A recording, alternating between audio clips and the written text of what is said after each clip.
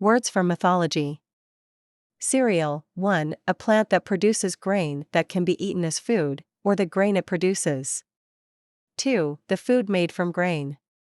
Rice is the main food cereal of Asia, whereas wheat and corn are the main food cereals of the West. The Roman goddess Ceres, the equivalent of the Greek Demeter, was a calm goddess who didn't take part in the quarrels of the other gods. Her particular responsibility was the food-giving plants, and for that reason the food grains came to carry her name. Cereals of the ancient Romans included wheat, barley, spelt, oats, and millet, but not corn, maize, which was a cereal of the Americas. Juno-esque, having mature, poised, and dignified beauty. In 1876, as a centennial gift, the French sent to America a massive statue of a robed Juno-esque figure representing liberty, to be erected in New York Harbor. Juno was the wife of Jupiter, the chief of the Roman gods. As the first among goddesses, her power gave her particular dignity, and as goddess of women and marriage, she was a mature matron. But such younger goddesses as Diana, goddess of the hunt, perhaps came closer to today's ideals of slim and athletic female beauty. Martial, having to do with war and military life. The stirring, martial strains of the British Grenadiers echoed down the snowy street just as dawn was breaking.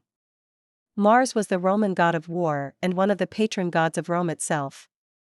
He was responsible for everything military, from warriors to weapons to marching music.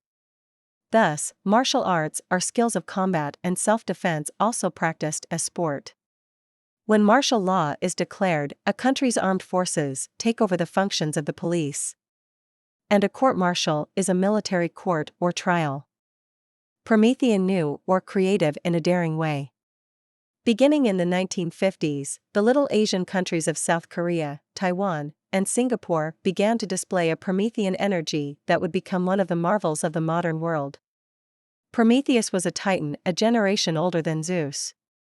When Zeus overthrew his own father Cronus and seized power, Prometheus fought on the side of the gods and against his fellow titans. But when Zeus later wanted to destroy the race of humans, Prometheus saved them by stealing fire for them from the gods. He also taught them how to write, farm, build houses, read the stars and weather, cure themselves when sick, and tame animals, in short, all the arts and skills that make humans unique. So inventive was he that anything of great creativity and originality can still be called Promethean. But Prometheus had taken a terrible risk. Enraged by his disobedience, Zeus had him chained to a rocky cliff, where for many long centuries an eagle daily tore at his liver. Sisyphean, endless and difficult, involving many disappointments. After 20 years, many researchers had begun to think that defeating the virus was a Sisyphean task that would never succeed. Reputedly, the cleverest man on earth, King Sisyphus of Corinth, tricked the gods into bringing him back to life after he had died. For this, they punished him by sending him back to the underworld, where he must eternally roll a huge rock up a long, steep hill, only to watch it roll back to where he started. Something Sisyphean demands the same kind of unending, thankless, and ultimately unsuccessful efforts. Titanic, having great size, strength, or power, colossal. The Titanic floods of 1993 destroyed whole towns on the Mississippi River. In Greek mythology, the Titans were the generation of giant creators that produced the younger, stronger, cleverer gods, who soon overpowered and replaced them. See Promethean above. In 1911, the largest ship that had ever been built was christened the Titanic for its unmatched size and strength. But the name may have proved unlucky. On its maiden voyage in 1912, a massive iceberg ripped a fatal hole in the great ship, and it sank in the icy waters off Newfoundland. Triton, 1, a being with a human upper body and the lower body of a fish, a merman. 2, any of various large mollusks with a heavy, conical shell.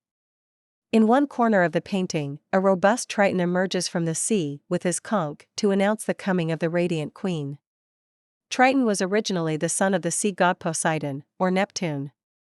A guardian of the fish and other creatures of the sea, he is usually shown as hardy, muscular, and cheerful. Like his father, he often carries a trident, three-pronged fork, and may ride in a chariot drawn by seahorses. Blowing on his conch shell, he creates the roar of the ocean. As a decorative image, tritons are simply the male version of mermaids.